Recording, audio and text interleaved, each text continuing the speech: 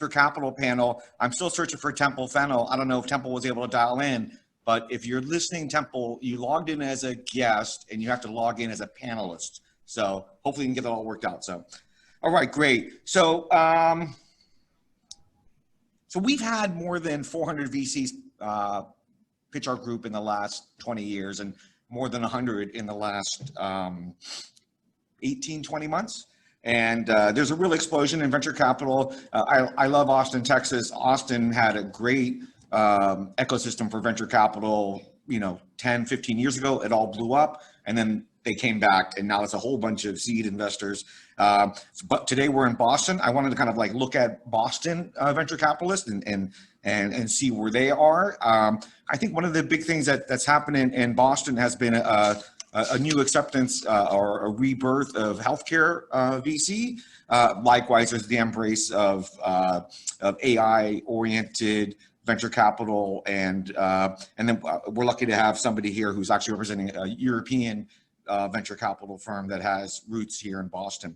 So Susan Stella, who has represented several VC firms from an IR point of view, as a head of business development, et cetera, is going to be leading the panel. And Ruta Lokian is here, and she's going to be introducing herself. So I'm going to turn it over to Susan, and Ruta, feel free to, if you want to stand, you can stand, or you can take a seat here somewhere. All right, thank you, Marty. I appreciate that. And I do see Temple. Thanks for joining us. And Mike and Sunny, I believe Temple's here, I hope. Anyway, I'll get started. And Ruta, I'm glad that at least one of our panelists is there in person. So thanks for representing. It's a pleasure to join all of you today. I've moderated a lot of panels. Admittedly, it's my first virtual one, so it's exciting. We are going to hold Q&A, which we'll give plenty of time to at the end. And I ask folks to please submit your questions via the Q&A function at the bottom of your screen. So it's easy for me to scroll through. Again, we're going to try to leave 10 to 15 minutes. We plan to cover a lot here. There's a lot to cover, especially with the impact of COVID on the venture space, the fundraising environment, deal flow, investment strategies and trends, and what we anticipate for the future. And we're fortunate, as Marty alluded to have a myriad of investment strategies represented, including clean tech, digital health and AI, disruptive technologies, and European strategies. I'm going to introduce our panelists shortly. I did want to give my panelists a heads up that after I make all of the introductions of your backgrounds, I'm going to ask each of you to very briefly go around our virtual roundtable and just say how your teams have been adapting to working virtually. If you're back in the office, how things have changed. I know from a due diligence standpoint, LPs are looking very closely at team cohesion right now. And so clearly us going virtual has lent itself to some creative solutions, not only among our investment professionals, but also with our portfolio companies. So I'll circle back with the panel, each member of the panel, after I give brief bios. And I do encourage those that are on the line to look at their biographies later. I'm going to just give snapshots so that we can get to the meat of this panel, but all of them have very impressive backgrounds. Ruta, who is representing us there in person, is one out of 3 partners at Graybella Capital, which invests in fast-growing technology and healthcare-related companies in Europe, with Ruta focusing on the Baltics and Nordics. The fund is established in Luxembourg, with offices in Lithuania and Spain. Ruta has more than 12 years of investment banking experience, having spent 7 years as a VP at Bear Stearns, where she was part of the M&A, healthcare, and financial sponsors groups and had primary coverage responsibility for 13 PE and hedge funds. Next, she served as a director at Elantra, an international mid-market investment bank, where she focused on the healthcare industry, including biotech and life sciences, as well as cross-border transactions. In addition to her ample iBanking and investment experience, she's also the creator and founder of Boston-based Liquid Art House LAH. It's an innovative gallery restaurant concept that balances art, space, and design through the prism of social dining. So she's also a restaurateur. She's a member of the Duke Global Capital Markets Center Advisory Board and founding member of Duke Women's Leadership Initiative. In addition to having an MBA, she is also admitted to practice law in New York State. Thank you, Ruta. Temple Fennell, I hope you have joined us. You found your way to us. With more than 20 years of experience investing in clean energy and sustainable innovations, Temple Fennell is co-founder and managing director with Clean Energy Ventures, which invests at the intersection of technology and sustainability.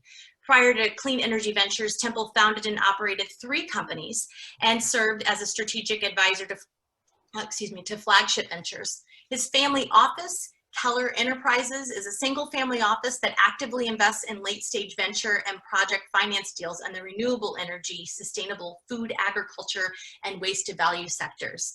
Temple's a member of the CREO Syndicate. It's a group of family offices committed to making clean energy and climate investments. He's the co-founder and co-director of the World Economic Forum Harvard Education Program Impact Investing for the Next Generation at the Harvard Kennedy School's Center for Public Leadership. The program educates family office members on how to consider impact investments as part of their direct investment strategy. Temple's a member of MIT's Sustainable Finance Group and a senior fellow at the University of Zurich. Next, we have Mike Thomas. Thanks for joining us, Mike. He's general partner at Bold Brain Ventures, BBV, I like that, which is an early stage $50 million investment fund that focuses on artificial intelligence, ML imaging, digital health startups at the seed and Series A stages. Previously, Mike was a VC at the Innova Health System Strategic Investments, ISI, in Northern Virginia. He was one of 3 partners managing a $150 million strategic fund, and prior to Innova, he was a serial healthcare tech CEO for over 20 years. Mike raised $125 million in capital and drove shareholder returns that ranged from 4x to 80x. I like those numbers, including 1 IPO and 1 acquisition. He's been the founder and CEO of multiple companies that have gone public and have been acquired. And I'm not going to go through the long list today, but I suggest checking them out. It's impressive. He began his career in sales and marketing at Merck and Glaxo Wellcome. He's currently a member of the board of directors for Tansen Medical Inc. and is chairman of the board for international medical device innovator Bone Index Limited based in Finland. It's a med device startup focused on diagnosis of osteoporosis. He's also a former board member of AdvaMed, the Global Medical Device Association. Sunny, welcome Sunny. Sunny An is the managing partner of SNL Partners, a tech investment and advisory firm focused on early stage technology companies with novel and unique approaches in digital platforms, enterprise software, and disruptive technologies. Sunny brings nearly 30 years of experience in investment, innovation, and corporate strategy to tech organizations. Sunny was previously a partner at Endeavor Partners, where he led engagements in Power by Proxy, which was acquired by Apple, Soul Machines, and Silverthread. Earlier in his career, Sunny was also a co-founder and CEO of several startups that were acquired. Again, a very impressive list. He's worked directly with the U.S. Department of Justice on antitrust work in the technology and communications space, with Ofcom and the development of wireless directory and connectivity solutions in the UK telecom market, as well as on public interest, healthcare, education, security, accessibility matters involving the U.S. International Trade Commission. He's held teaching and research positions at MIT Sloan, Harvard University, and Yonsei University in Korea.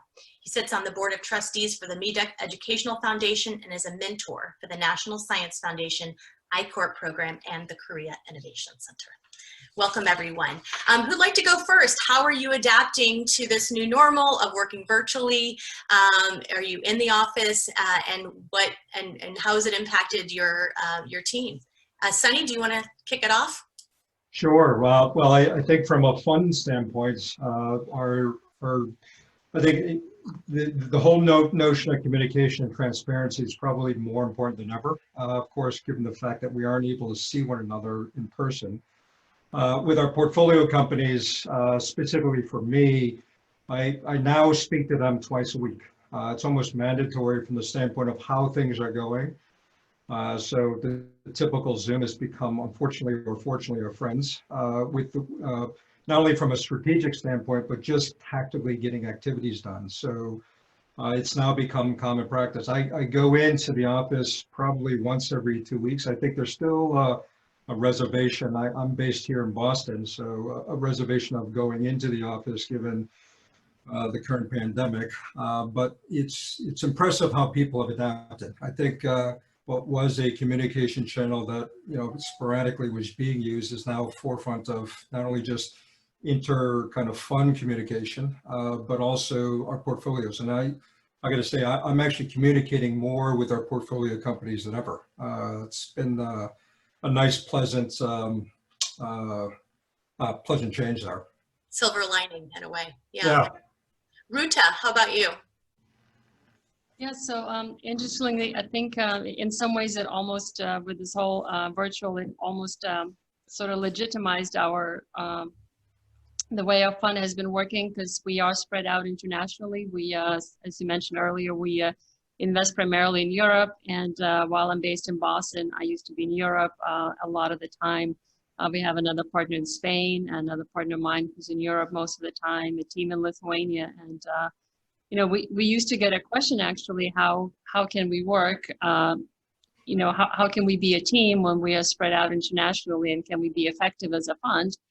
And you know, I think now, sort of as everybody embraced working from home and remotely and Zoom in a lot of ways, we don't have to answer that question anymore. So we kind of been early adopters of Zoom anyway. You know, it has made it more challenging to go meet with the companies. We also are still fundraising at the moment too. We had several roadshows planned, but we ended up doing roadshows virtually. We had a big roadshow planned through Norway and in Sweden. We ended up doing a week of Zoom calls with the companies, funds, etc. there. So other than the early 4 a.m. wake up calls, it's really worked out pretty well. Yeah. You were a trendsetter before it was more universally adopted. I hear that. Mike, how about you and your team? How are you adopting and adapting? Yeah, actually, pretty well.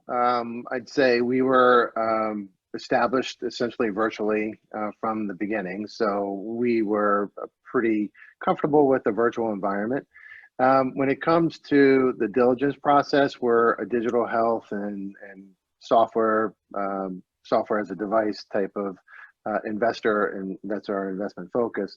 So the diligence part is actually well situated for a virtual environment. The challenge really for us has been assessment of management teams. I mean, we just like Sunny, we hold multiple calls per week to try to get the best feel for the team and how it gels. And so I think things that we used to take for granted for in-person discussions and really assessing the management team, which everyone knows is pretty much one of the most important aspects of investing in an early stage company, and we're at the seed and Series A level. It's different and a little more challenging from Zoom, but we're adapting. But I'd say for the most part, other than the assessment of the management team and getting a good feel, everything else is well suited virtually. So we've been doing well. Great. How about you, Temple? Good to see you. Yes, thanks. We've adapted as well. I mean, we were actually quite physical in that we had a nice office space in downtown Boston, and I spend a lot of my time on the road meeting with LPs and also diligencing companies and meeting management. So I think it was oddly more difficult for me than it was for our younger team members. And we're big, and like Michael, the biggest challenge, of course, is just really getting a sense of management. We've made 2 investments in companies with management that we haven't broken bread with, which is highly unusual for us. In fact, it's unprecedented. It's the first time I've ever done that as an investor. One of the things that we do as a firm, we're big believers in OKRs, objectives and key results, and we push everybody to have aspirational objectives. And when you measure that from an empirical basis, we're actually more productive than we've ever been. Due to lack of time that's not devoted to commutes and maybe meetings that go on longer than they should. So. I love that. And I'll just add that the 2 venture funds that I work with, what we've been doing is we've added quarterly updates, webinars with our LPs. So we would have regular phone calls, but then we actually have basically mini mini annual meetings on a quarterly basis, which they seem to really appreciate. And with our portfolio companies, we're doing socially distant walks. Also with some of the companies that we're doing due diligence on, we're also meeting at a social distance. And then finally, internally, we're doing 3 times a week, we do a stand-up where we just spend 15 minutes checking in with each other as sort of the Brady Bunch style Zoom, where we say if we're green, yellow, or red. And just, it's been actually a really great way to get to know people in a different way. And of course, our kids are interrupting us and our dogs are barking. And finally, we do a happy hour every now and again. Oh, I will add, the other thing our LPs have really appreciated is with the one-on-ones, we've converted them to sort of either a wine tasting or, you know, because you miss breaking bread with people, I find, from an IR standpoint. And so we try to do a tailored one-on-one where we're kind of break bread in different and unique ways. But I think it's definitely lent itself to some creativity for both LPs and GPs. So thank you for that. Let's dive right into fundraising, which I'm sure people are eager to hear about. It's hard when it's easy days, and it's unique and hard during COVID times. You know, I'll start with you, Mike. What is the funding environment for digital health and med device tech startups during the COVID crisis? And I'm going to piggyback a question onto that right away with how do you think this crisis will affect the funding environment once we're past this pandemic? Sure. Yeah, thanks, Susan. So, you know, for digital health specifically, it's a rather robust funding environment. I think digital health lends itself to the virtual environment. This pandemic has really accelerated adoption of digital health tools and really brought some amazing innovations and use to the forefront of the market. And I think so. Digital health funding has been quite robust, and it really helps too that some of the biggest and more successful digital health companies like Livongo are having massive mega mergers with Teladoc and those kinds of things. So the M&A landscape and the investing landscape very robust.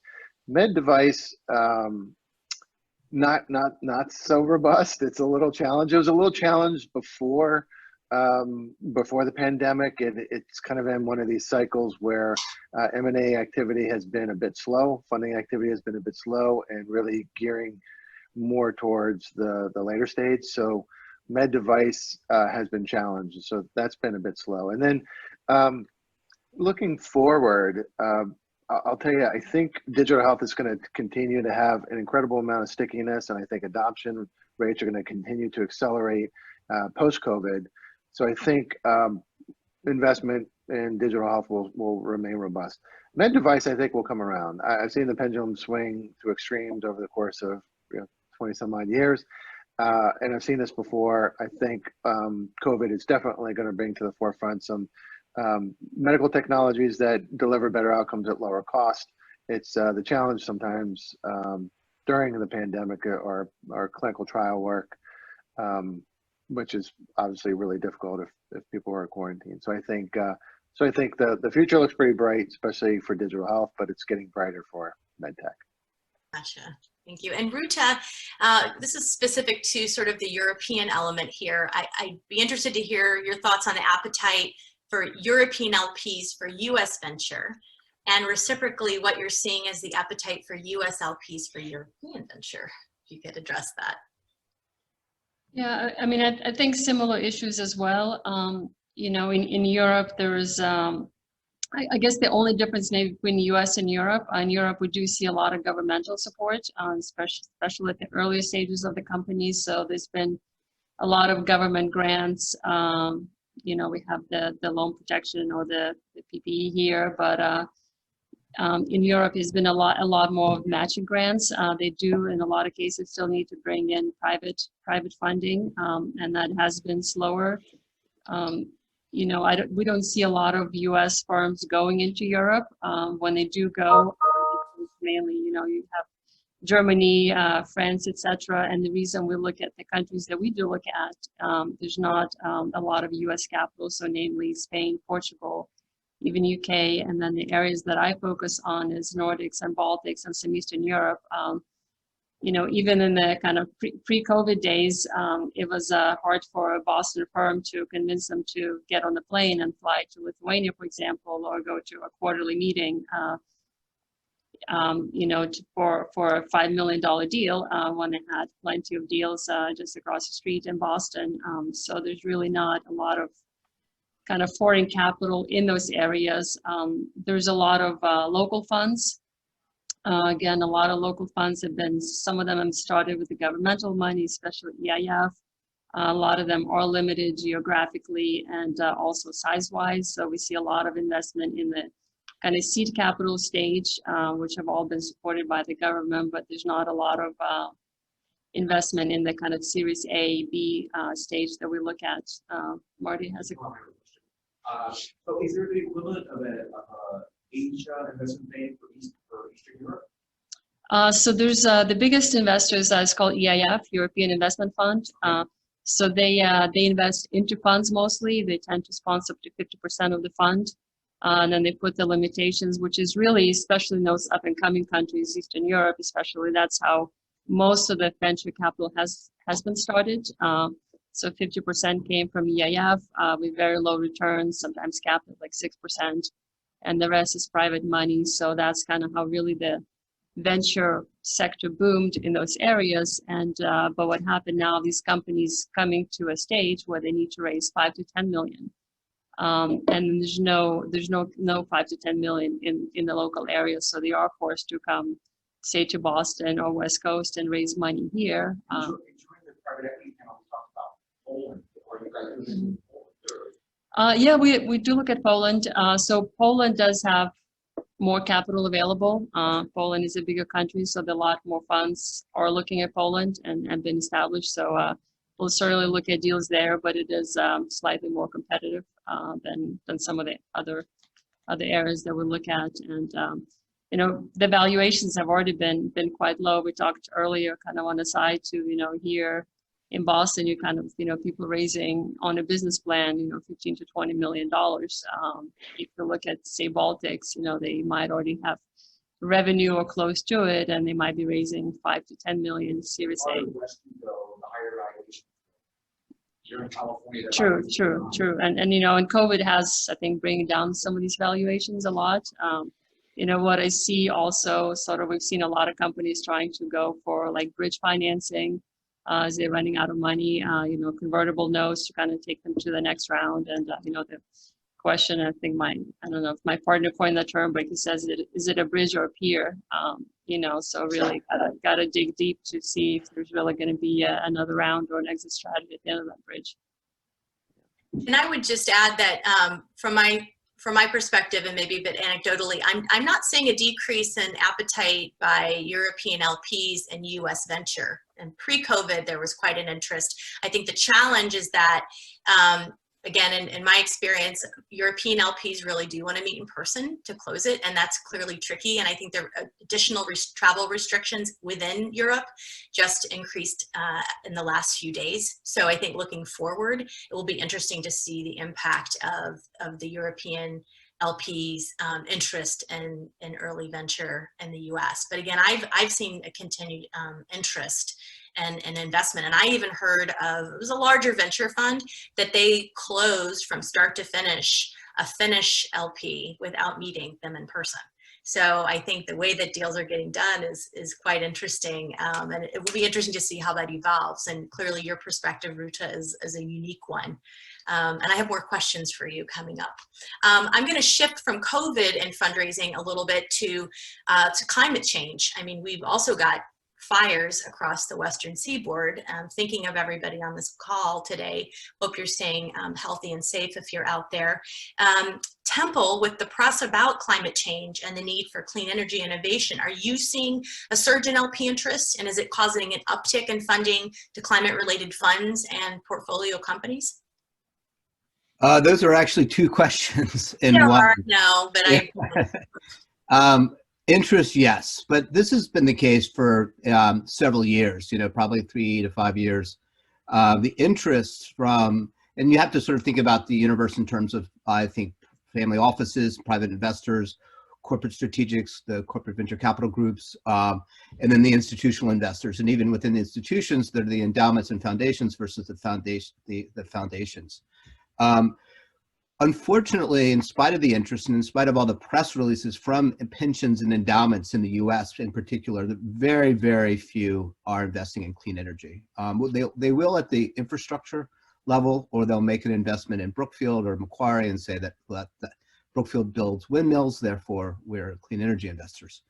So there's still a lot of greenwashing in these portfolios when you look at it from direct investments into private equity or venture funds. And there are about 135 funds globally that are investing in clean energy, and we know them well. And we also know that we're members of the Serious Investor Network addressing climate risk. And if you look at the top pensions and endowments in the US that are members of these organizations that manage about $3 trillion, only a handful have made a single investment addressing climate solutions. So the divide, the chasm between intent and activity still exists. So there's interest and intent, they're just not actually making commitments, at least the endowments and pensions. Family offices are making commitments, but they're extremely relationship driven. So right now, we are not actually in a fundraising cycle at the moment, but my friends that are say that they're really only able to get any kind of LP commitments from people they have existing relationships with. And all efforts with attracting and building relations with new LPs is basically stalled. Wow. I'm going to shift to deal flow, investment strategies and trends, but I'm going to stick with you, Temple, because I'm going to ask another question: how you do define clean tech in more detail, and what types of technologies do you invest in? Well, yeah, and we are a purist in that our fund it's called Clean Energy Ventures, and we only invest in technologies that at scale can reduce at least 2.5 gigatons of greenhouse gases between now and 2050. Those are carbon equivalent tons. So if it's methane or NOx, it's slightly different. But we're only one of 6 funds globally that focus on clean energy technologies exclusively.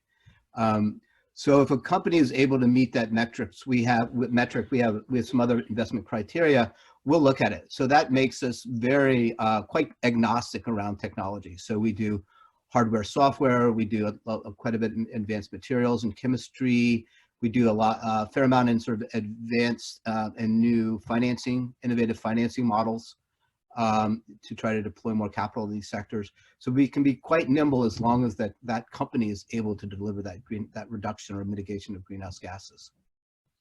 Got it. And Sunny, what types of early stage technology companies do you target, and how has your deal flow been impacted, if it has been, by COVID? Well, I mean, for our standpoint, we are looking at things that are disruptive from a technology point of view. So to kind of follow on with what Michael was saying, there's no shortage of interest from the standpoint and deal flow from various activities around machine learning and AI. And these are areas where we're spending a lot of time on. And a lot of this, we've got some good connections with schools. So a lot of students that have startups, professors that have startups tend to be initial kind of area of focus for us, but there are other great accelerator programs that are out there and other like-minded early stage tech funders. So from a deal flow standpoint, those are kind of classic 3 angles that we kind of push and connect with. But we're looking at things that are trying to solve pain points within specific industries. So we're kind of industry agnostic, but leveraging technology to kind of support.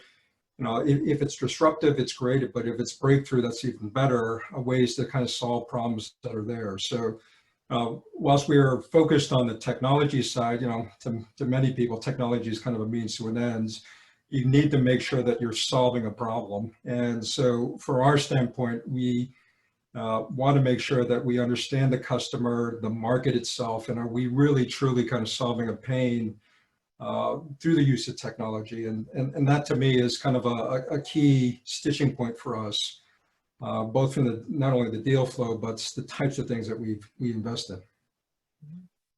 And Mike, you have a bit of a unique investment strategy. I'd love to hear more about how you're working with radiologists at the intersection of AI and medicine. If you could talk about. Sure. Yeah. So we think we have a pretty compelling and unique investment thesis, and that is we're raising a $50 million fund, but we consider ourselves actually a strategic investor. And the reason why is because we are assembling a national network of radiologists who are also investors in the fund.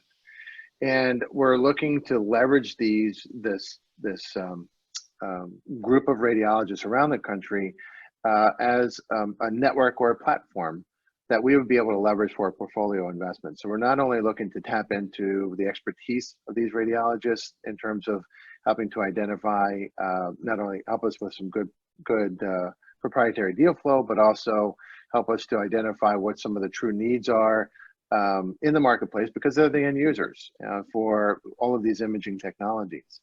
And we really think that we can expedite company milestone accomplishment at a much lower cost, much more capital efficiently with this network. And so it seems to be a very unique investment thesis, and we're really excited about it. And there's been no shortage of opportunities in the machine learning and imaging space in the digital health. So, we're really looking forward to continuing our investment. Great. And I do want to encourage the audience. I'm going to do my best to leave time for Q&A. So please use the Q&A function at the bottom of your screen. Feel free to start submitting questions now so I can gauge how much time to leave at the end. I want to make sure to address those. And Ruta, I wanted to, you did allude to it, and you started to address some of the trends of venture in Europe. How has the pandemic continued to change that? What else did you want to add? Because we could talk a lot about what's going on in Europe. Yeah, I think similar, especially, and I think I agree with Marty when he said earlier that the COVID hasn't really caused a lot of problems, but maybe exposed some of the weaknesses in the existing business models, and also accelerated the trends that were already there. Especially in the healthcare field, there has been, in the digital health, a lot of interesting developments, but I think the medical community has been slow to adopt maybe a lot of the things, in radiology, et cetera. And I think the COVID has really accelerated those trends, especially in Europe. We see a lot of innovation in that area. So, in the remote patient monitoring and compliance and in digital health, seen a lot of deals in radiology space, telehealth. I think mental health is another area that has become maybe more pronounced of an issue in the COVID as well. So there's innovation there, on the tech side, kind of mobile tech, the touchless technology, et cetera. So there's, and also in Europe, there's maybe been a lot more financing or easy to get funds if you are doing something in the COVID related area. I think people are recognizing that it's probably here to stay. Whatever it is will change the world. So I think the companies that are kind of embracing this new normal and kind of adjusting to that, will come out strong. And there is a lot of governmental support in Europe in those areas as well.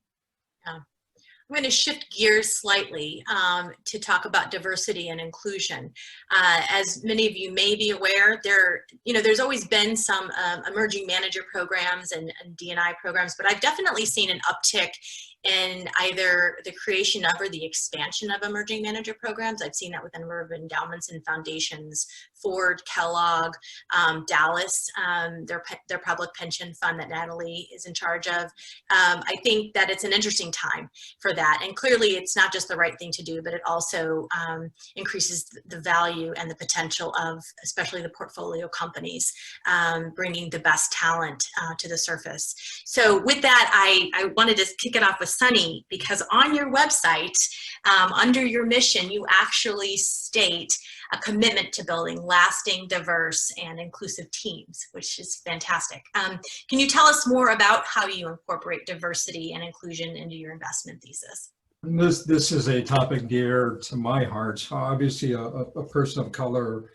You look at some of these large organizations trying to install and kind of D&I types of principles, and people struggle. They try to hire someone to kind of, provide a quote unquote, a portfolio of the right types of people. But the reality for me as an early stage investor, it starts at the very beginning. When you start principally as a company, a startup, to install kind of D&I right from the get-go, how you think about recruitment, how you think about career development, how do you actually get the infrastructure support for, employees, whether it's anti-racism or anti-bias trainings.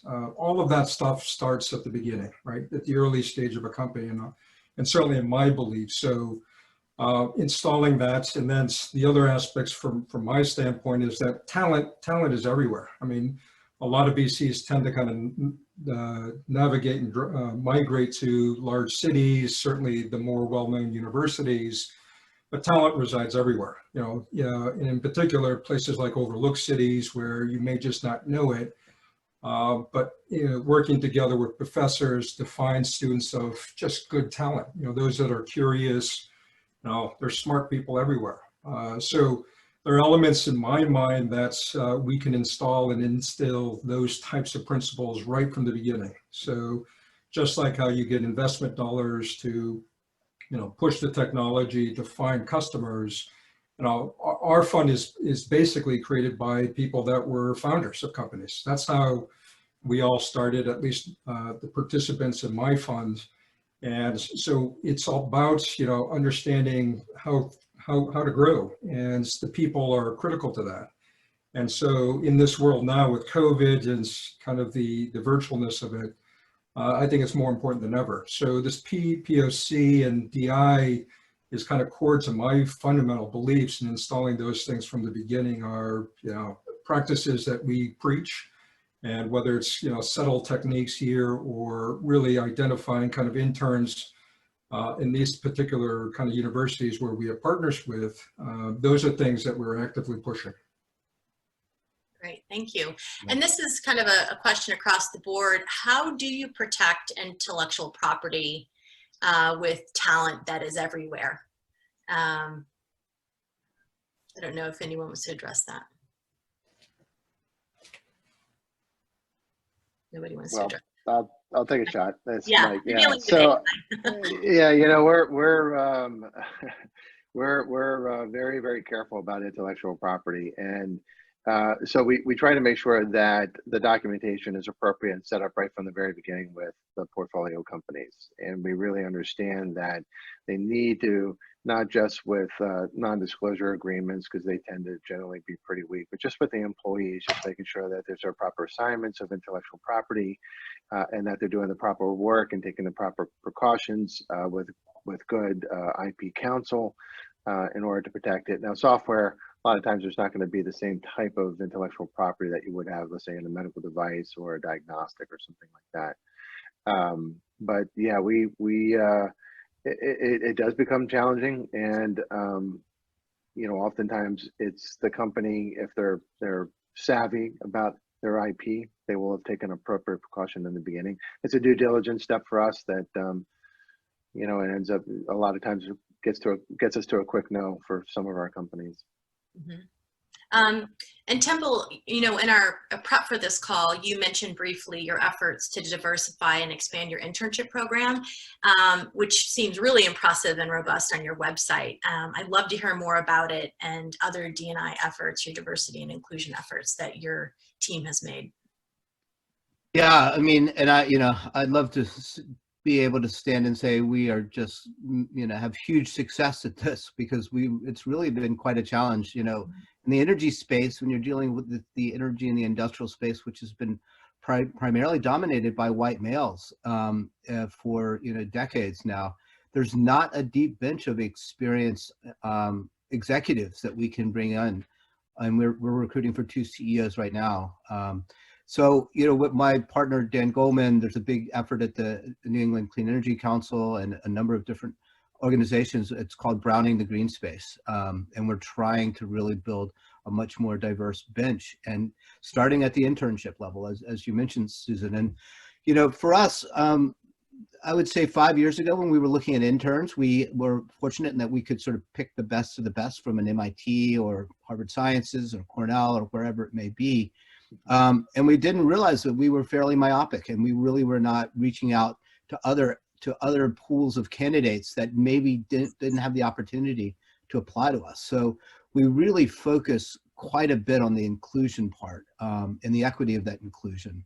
And in our internship program, we are reaching out to community colleges.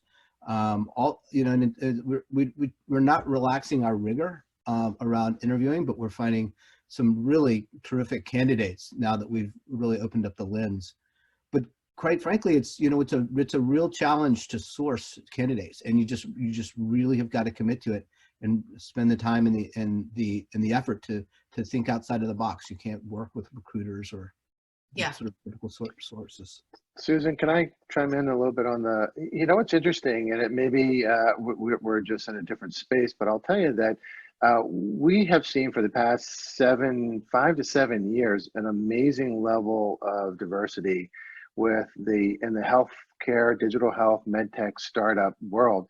A lot of them tend to be younger, a lot younger, which is fantastic. So there are a lot of very bright individuals being bitten by the entrepreneurship bug and looking to try to solve very challenging problems. And from our deal flow, both from in my past at a large health system in Northern Virginia to Bold Brain Ventures, we see a fantastic level of diversity. And again, they do span all kind of demographics and age groups, but I will tell you, they definitely skew young, and which is great. And as long as they tend to be coachable, and we feel like we can work with them, we're getting a great pool. So we might be in a little different situation, but we're seeing a very rich pool of fantastic talent. So we're not having that issue. So it's good news.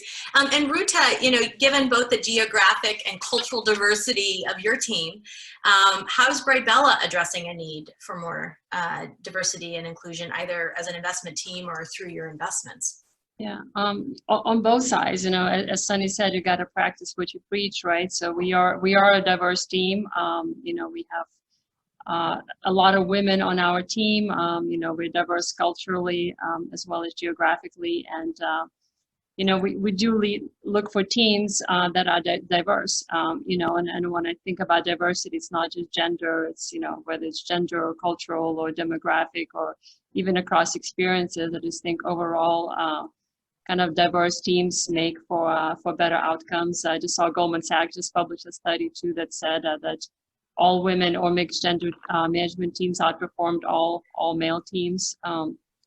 So we're a big proponent on diversity, and in Baltics and Nordics, which is where I look at, it's actually been a lot easier. I think that especially on the gender side, the teams have all been quite diverse. In Lithuania, I think 52% of all C-level positions are actually women. So you don't really have to look far for diversity,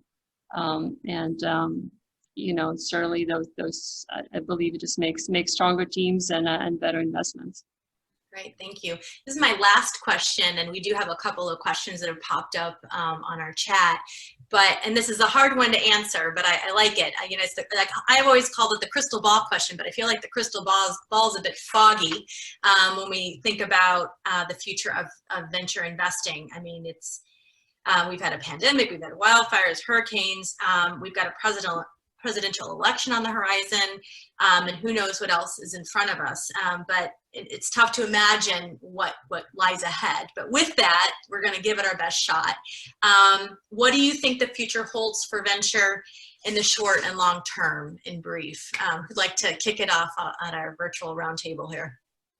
And feel free to come at your perspective, your investment thesis. sure. I mean, I'll jump in. I'd say short term, digital health will stay robust, and long-term digital health, I think, is going to be very, very robust. Short-term for med tech and med device, I'd say it's going to be a bit rocky. Short-term being over the next 6 to 12 months. So that's kind of the definition of short-term. Medium to long-term would be 3 to 4 years, but medium-term 3 to 4 years. So I would say that investing environment and opportunities on the digital health space, very, very robust. So we're excited. Great, thank you, Mike. Mm-hmm. Sunny, what do you think? Yeah, I mean, I've got two lenses. I mean, the first one is around software. Of course, that's the enterprise software space is where I love, true and dear to my heart. So there's a ton of stuff around software that I do think, the push to like no code, low code types of environments are starting to emerge. And so that's something of an investment strategy for us. We are looking at all things about getting better insights to software. So, a couple of our investments at the moment are trying to get more articulation about the value of software and how you actually can make better predictions about where to put money in, as well as just from a understanding the economic side of software. So these are areas of mid to long-term focus for us. From the AI perspective, to me, there's elements about being very crystal clear about kind of cutting through the noise, because there's so much around the machine learning and AI space at the moment, tons of buzzwords and all that. So really to the crux of what is the value and what are you actually disrupting? I think these are things that are, we're trying to get away through this buzz noise, and because of the COVID worlds, everyone's trying to focus on that, at least in the environments that I'm in. But I don't think there's going to be any shortage of more interest on that, but next generation about where human and machines can actually play together nicely, because it's not just machines by themselves, but really where fundamentally these two environments can play, where it's that 1 + 1 = 3 equation. So that's my focus for the mid to long term. And I can't wait, and certainly very excited to kind of test the waters on all industries on that. Susan, Sonny just brought up actually a really good point. We obviously focus on AI and machine learning, but some of the more exciting and disruptive companies have been business model innovation. So looking at AI and machine learning as tools to help enable something, we've seen some of the best ones really taking a very fresh look at the market and the problem and the solution that they're applying. So it's been more about business model solution, I'd say, not completely, but so we've seen some of that, which has been great. Great point.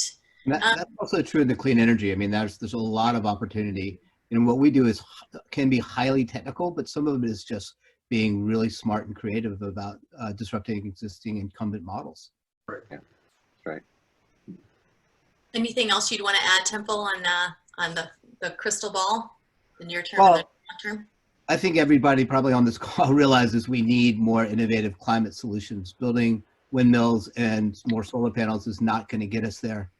And we need a lot of technology. Unfortunately, it's a very challenging space as a venture capitalist to come into, because first of all, as I was saying earlier, there's not a lot of capital that's funding these funds. Ours is a $110 million fund, which is considered, extremely large. In fact, we might even consider the largest early stage clean energy fund there is.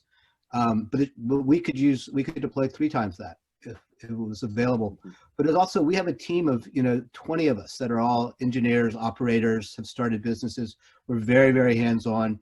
Managing these companies through that early stage growth from seed to commercialization is extremely hands-on, very, very much high touch. You can't really execute a spray and pray model when you're talking about clean energy, tough tech. And Ruta, before I head into a couple of these questions, what do you see in the future, near and? Well, I mean, I'm very optimistic about the future. I think this pandemic certainly accelerated the trends in digital health, etc. So there'll be a lot of winners and disruptors emerging from there, and I think it's a good time to invest. It's easier to get into a lot of these deals, and we can get in at lower valuations. And venture is a long-term play. So when we look to exit these deals in 3 to 5 years, I would expect we live in a very different world and different market. So I think this is where, a lot of great companies will be created, and hopefully some very good returns in the venture world too. Great, thank you. Let's kick off the Q&A. Let's talk a little bit more about our deal flow. Where is your pipeline from? Where do you source from? Where's the geography of some of your portfolio companies?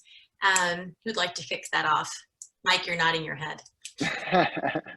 So yeah, we our deal flow. Obviously, we have a network of radiologists that we're in building. We get a lot of deal flow from them. We get a lot of deal flow from traditional networking, where you get everywhere from legal counsel, IP, and then entrepreneurs just contacting us through LinkedIn and through, I'd say, traditional networking channels. But you know, for us, and you know, every once in a while we'll get a strategic that starts to mention something that's kind of interesting.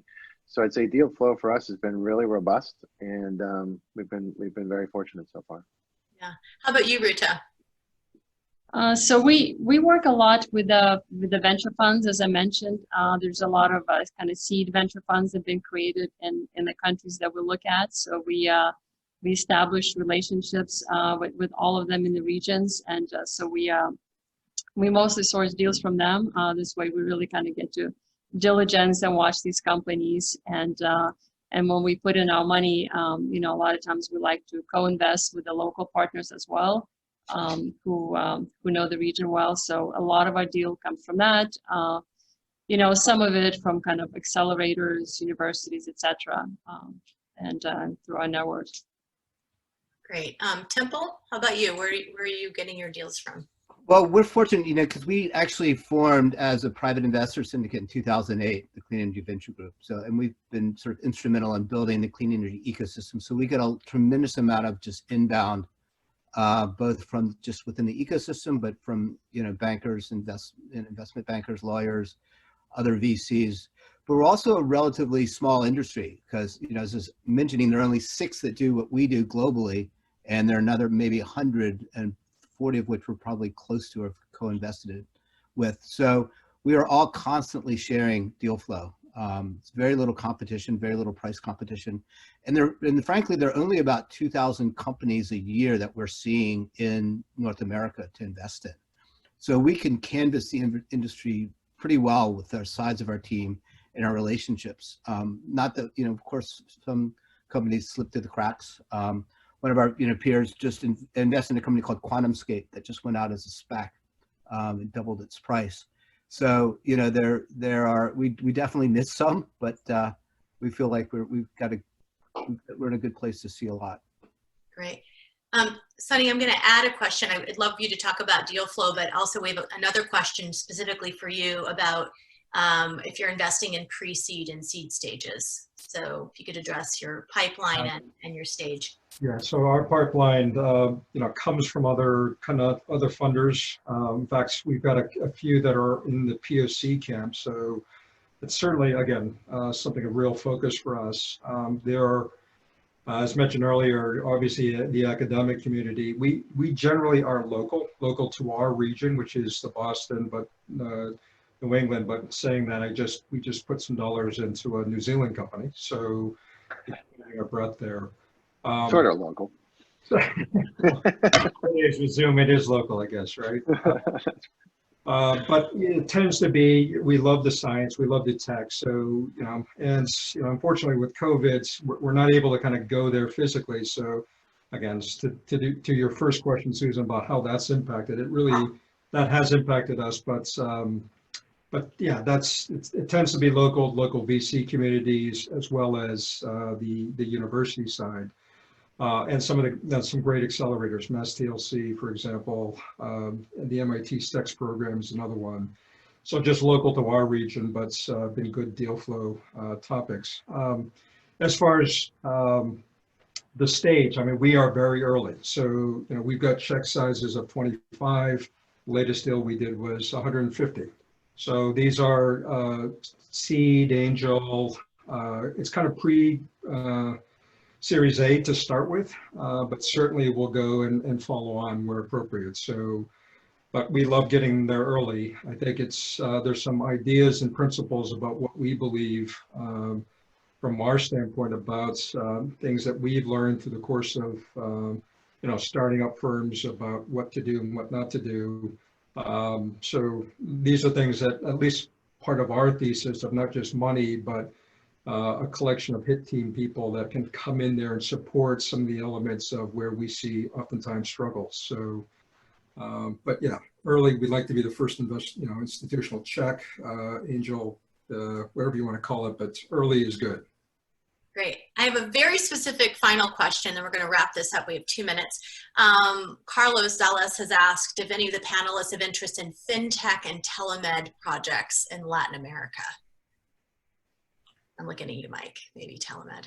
I don't know. Well, telemed, yeah, the answer would be possibly, right? So we have an imaging bent to it. So if there's a telemedicine imaging twist to it specifically, we would be interested. If it's more just kind of general or primary care, probably not. But I'd take a look. And even if we aren't, I could easily, pass it along to some of my peers that might be interested. Okay, so maybe Marty can connect you to Carlos later. Yes. We have about a minute left. I wanted to thank everybody for your time. I love the democratization of networking these days. I think that's one of the silver linings, if there is one, of COVID. It's been an absolute pleasure talking with all of you. And I want to invite the audience to ping any of us with any follow-up questions, comments, or concerns. We got another question in here too. Yeah, so the questions are coming in, but I think that we've given a lot of folks to a lot of ideas and details for folks to kind of chew on, and just want to thank everybody again for your time, and wish you all the best wherever you are around the world. Thank you. Susan, thanks for. Thanks so much. Thank you, Susie. Very much. Great job. Thank you, everyone. Fantastic. And I'm glad to hear that Boston VC is healthy. So a couple of changes to our program.